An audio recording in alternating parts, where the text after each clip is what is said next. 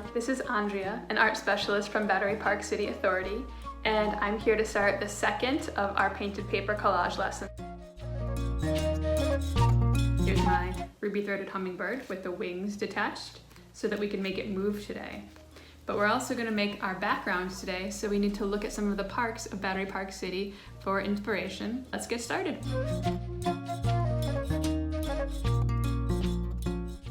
We need to plan a background environment for our animal. My background will be the trumpet vine trellis in South Cove in the parks of Battery Park City, where the hummingbird is collecting nectar.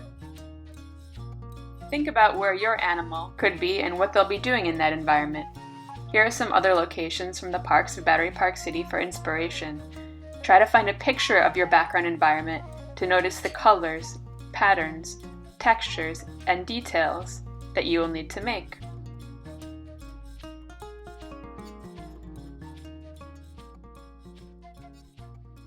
Now let's get started on our art.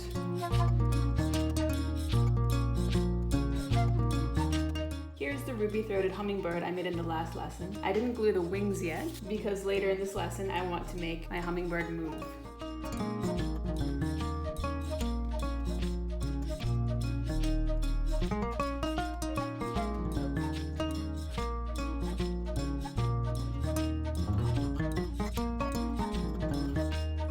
So I'm going to start by painting the large areas of my background with the watercolors.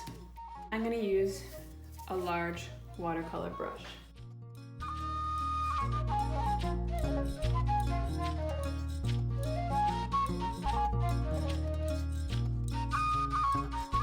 So for my background, I'm going to need some blue, a lot of light blue, maybe some light green for the plants that are down here. And I'm gonna paint all of it so that when I put the leaves of that tree, they'll be right on top, layered right here. And since my bird is pretty big compared to my background, I might make everything a little bit closer together. I'm gonna start to paint the blue that I see back here. I'm gonna get a little bit of watercolor.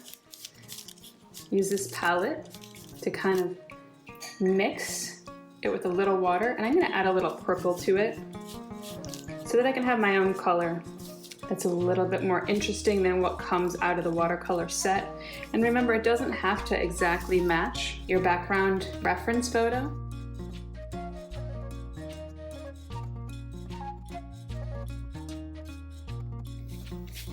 So I'm just starting by spreading out some blue in this area. In my photo, I think this side is going to be a little bit darker, so I'm going to get some of the darker area. Maybe I'll get a little bit more blue and start to mix that here.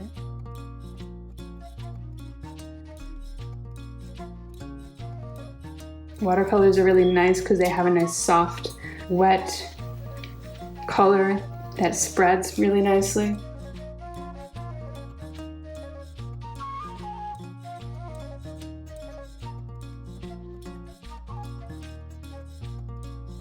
And I just want everything to be kind of soft and out of focus, so I'm just using the picture to kind of figure out what the background might be like and then make it however I want it to be.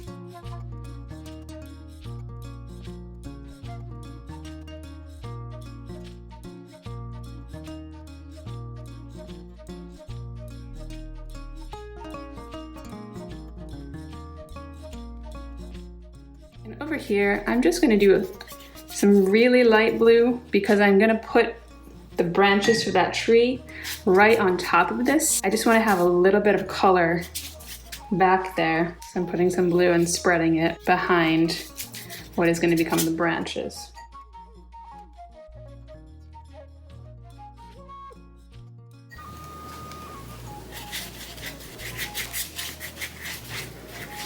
This is a large watercolor brush, which really helps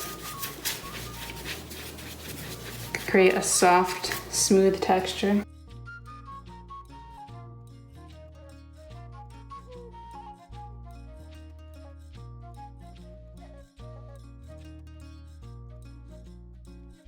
And down here at the bottom, I'm going to try to make some of that green for the bushes. So I'm going to put my green that's in my set up here. And I'm gonna add a little bit of yellow to it to make it a lighter green that I think will be more interesting.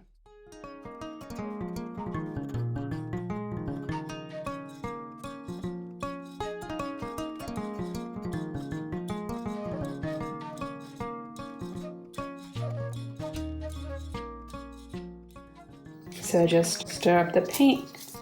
Great. And I'm gonna try to use my brush to make marks that kind of resemble the brushiness of those plants down there.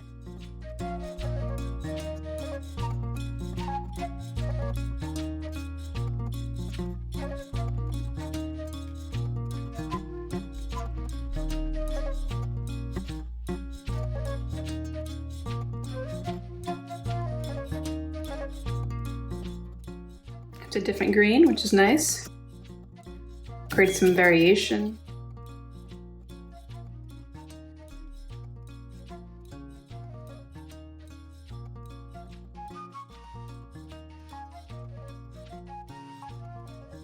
Then I'm just gonna go for a little bit of the straight darker green.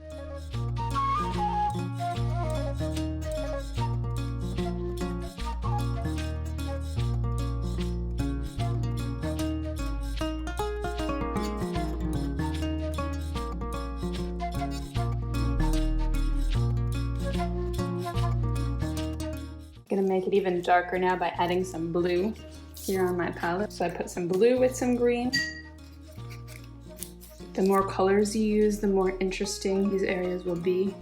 So I'm just kind of still dabbing my brush here to create the texture. I'm gonna use the side of my brush to create a little bit more, kind of a leafiness there. So I don't want to layer too much, but I'm just going to try a little bit more that are clearer as brush strokes.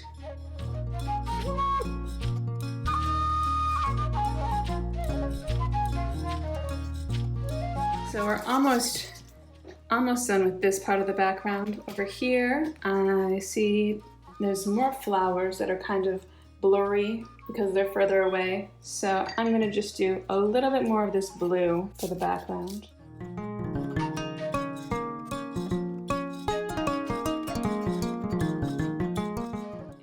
I'm just going to finish up with a bit more the green coming through over here. Layer a little bit of yellow in there to mix it right on top.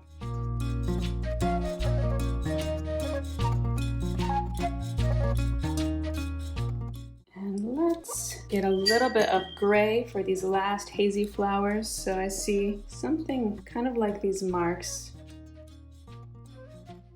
And I see lines coming through for the stems. Makes a little more gray, and I'm just kind of dabbing my brush now to create the texture of these flowers very loosely. So remember, this is still my background. It doesn't have to have a lot of perfection. It doesn't have to be super clear because it's going to be far back, and things that are farther away are less clear, less distinct.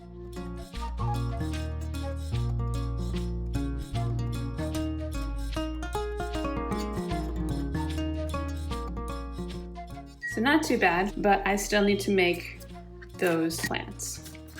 So I'm gonna put this to dry. I'm still gonna make a little bit of painted paper to use for those other leaves. So I'm gonna use my palette, put a little bit of blue.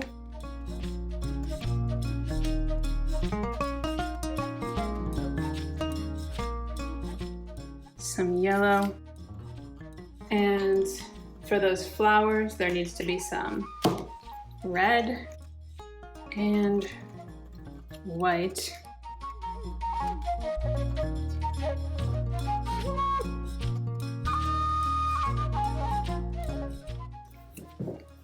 Let's make some greens to get started. So I'm gonna put some blue right here. Clean the brush, add a little bit of yellow.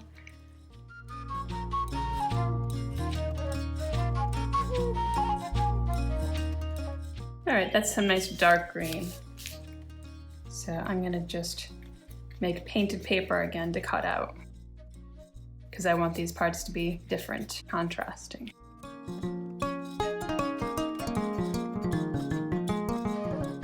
Let's make a lighter green actually, so let's put a bunch of yellow in there.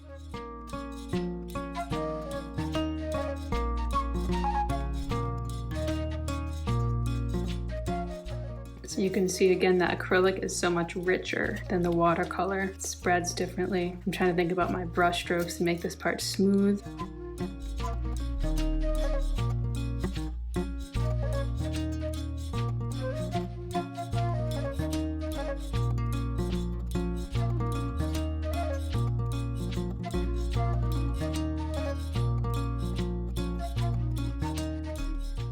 Okay, that seems like a good amount. And I want to make some of that red, yellow, orange color for the flowers. So I want my brush to be really clean, dried over here. Some red here. Need a bit, some yellow.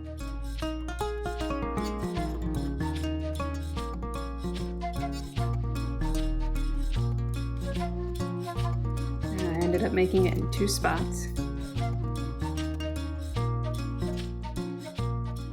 And I want to add some white to it to kind of bring out that oranginess. Maybe put a little bit more red back in. Remember, you can always keep mixing if you're not at the color that you want.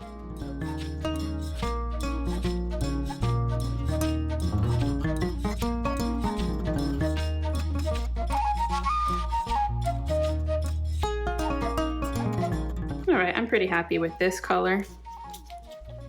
So I'm going to paint some here.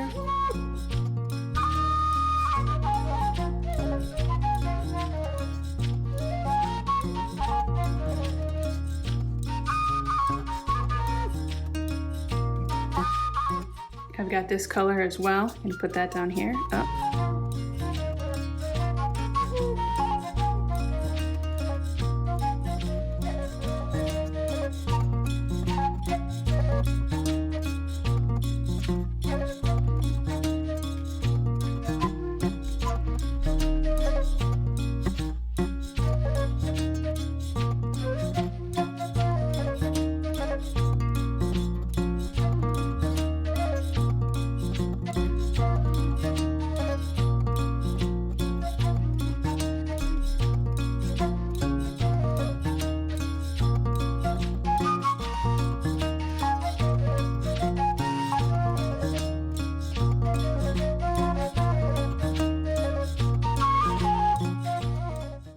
Let's see if I can create some interesting texture again with the dry brush, scraping away or making lines in it. A little hard to see, but it's a light texture.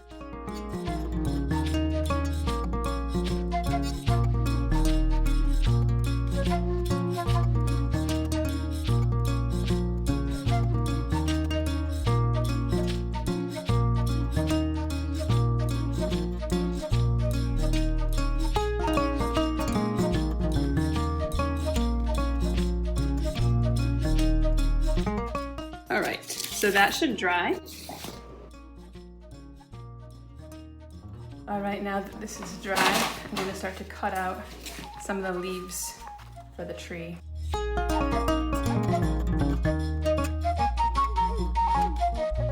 So now that we've made our painted paper, we're going to cut out the shapes that you need for the elements of your background. I'm cutting out the leaves for that plant that my hummingbird is going to land on. Using my scissors carefully, almost like I'm drawing with a pencil, I'm going to create the lines that make up each type of leaf so that I have many that I can layer and overlap.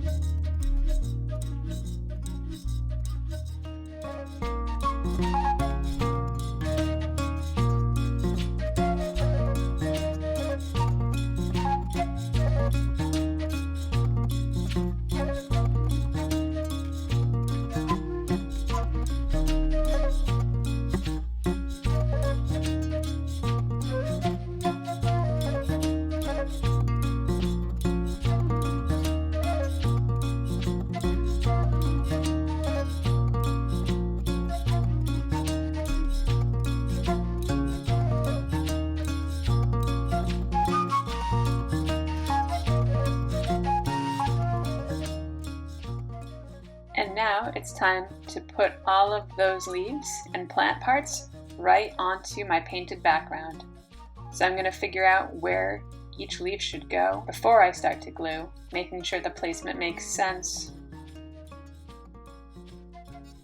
I know that branches of trees go from larger to smaller leaf in most cases, and then I'm going to carefully glue each leaf, spreading on some thin layers of glue, and then overlapping and layering to make it look realistic and show the depth of the plant. Continue layering the pieces and painting more paper if needed until your entire background is finished.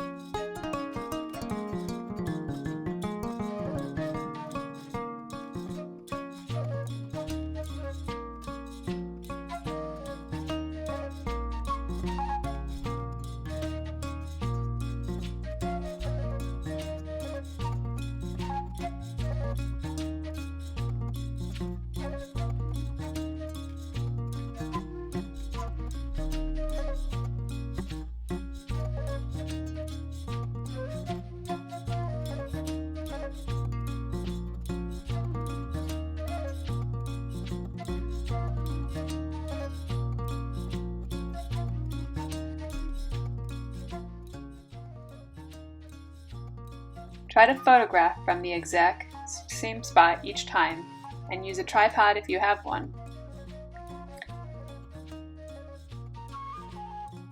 Now we're ready to animate our animal.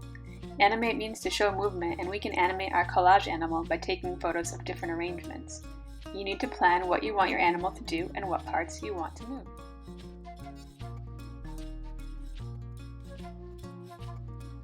Here's my first photo, just the background. Now, my bird starts to come into frame.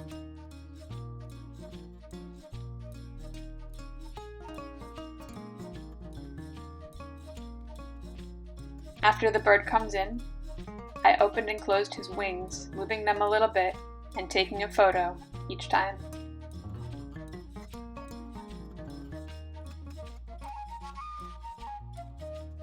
Last, he comes over to the flower to land, and then he slowly backs away. I took 26 photos to make this short animation. You can use editing software like iMovie to make the pictures flow one after another, like I did, and you can even add a title sequence and a soundtrack, or you can just scroll through them on your phone device. Either way, you'll have a great short animation.